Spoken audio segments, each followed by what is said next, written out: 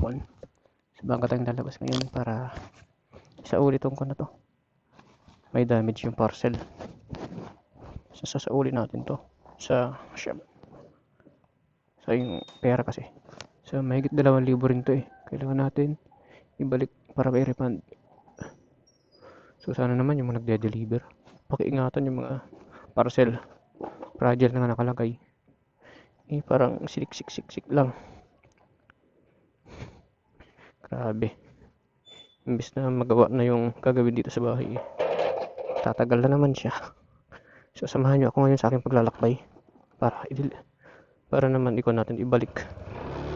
So ayun guys, tara, let's go. So malapit lang naman to. 1.8 km lang naman yung distance ng ating pagsasaulian ng parcel na ito. So nag-order kami sa Orange app, no. Kaso nga lang nung dumating, pagbukas namin, buti na lang kamo na videohan na ganun, may sira. Yung isa nayupi, yung isa naman ay hindi match yung hindi sila mag-match. Kaya sasauli natin. So ayun guys, so magandang hapon. So kung nakikita nyo, hindi tayo naka-uniform kasi may lakad kasi tayo ngayon. Dahil isasauli natin yung parcel na pick up natin, no. Gagamitin sana sa bahay kaso nga lang nakaka-disappoint, nayupi-yupi. Syempre, hindi naman natin kailangan na ganun. Kailangan natin ibalik din. So nag-order tayo ng maayos at nagbayad din ng pera.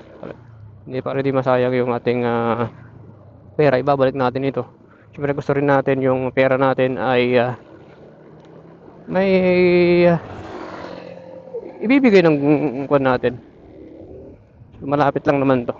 Dito lang naman sa may sumulong yung sa ulian natin ayon sa kuwan nila.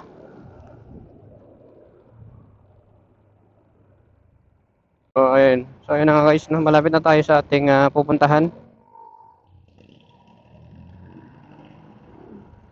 Lapit. So antay lang natin meron magbigay sa atin ng daan para makaliko. Huwag tayo magmamadali dahil kailangan to. So sana naman yung mga delivery, no, ingatan din nila yung parcel natin. Fragile na nga nakalagay eh. Ayupi-yupi pa naman. Tapos yung isa nabasag. So hindi naman natin pwedeng okay lang yun. Sayang naman yung pera na binayad natin. So yun. 650 meter na lang ang distansya malapit sa ating destination. So ewan ko lang kung tama yung binibigay na lokasyon. So nag-Google Map na lang tayo. So let's find out kung tama ba yung mapa.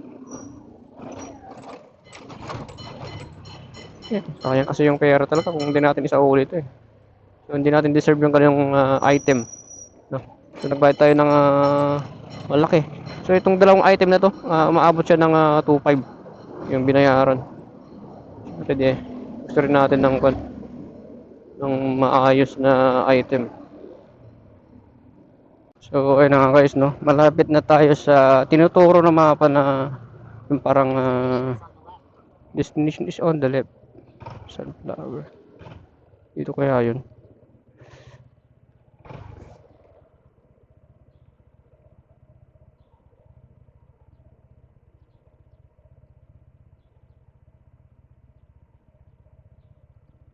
Kabilang street siguro. Dito yung tinuturo eh. Siguro dito. Tama kaya to?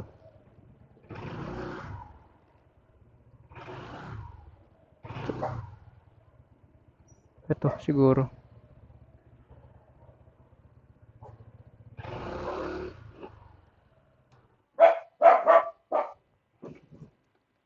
Tao po.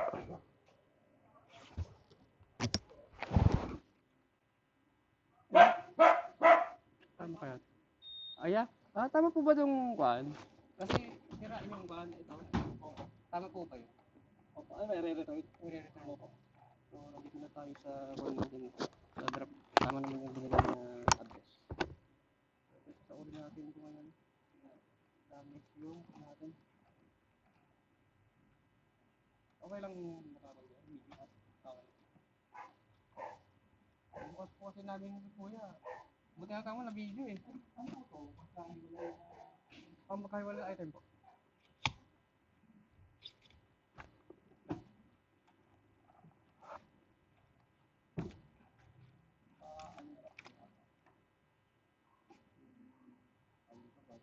Yung barcode niya po.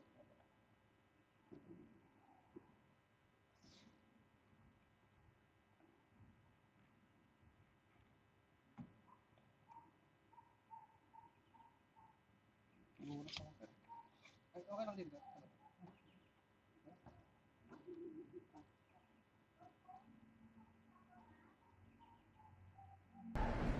Ito po yung sa ilaw po.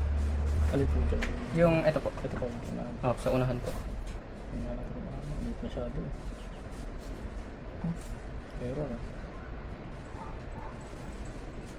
Teka, ano ba yan? Shopee pa talaga yan? O baka JNT yan? Ay, bakit hindi ka pala higaan ng JNT yan, no? Shopee po eh. Ayan, okay. Okay po. Ito yung sa ilaw. Opo. Sa ilaw, tapos yung isa. Kakabila sana, nakabukas na kuya eh. Sabi ko, hindi lang pwede po. Ito yata yung isa kuya.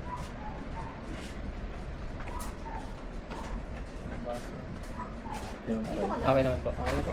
Okay na yun, sir? Opo, okay na po yan. Kaya sir. Paano yung payment kaya, sir? Ano yan? Sa Shopee Pay Ibabalik sa akin? Shopee Pay i-refund sa'yo yan. Okay. So kuya, salamat po. Thank you po. So okay lang i-upload to kuya? O i-blur ko na yung Blurred nyo na lang yung mukha po. i-blur na lang po yung mukha. Salamat po. So nagpaalam tayo kay sir na kung pwede i-upload natin to. Kaso nga lang, kailangan natin na i-blur yung mukha ni sir. No? Tibayan lang na blur talaga yung ginawa natin. Na sinauli natin. So madali lang pala mag-return pag ano. Madali lang pala mag-return pag may damage. So sa mga nandito sa may Mayamot, dito lang malapit lang sa kanto. Kainta to kuya, no? Oo, Kainta pa rin po, no? So dito lang sa Kainta. Sige po, thank you po. So, ayun. Kuya, thank you po.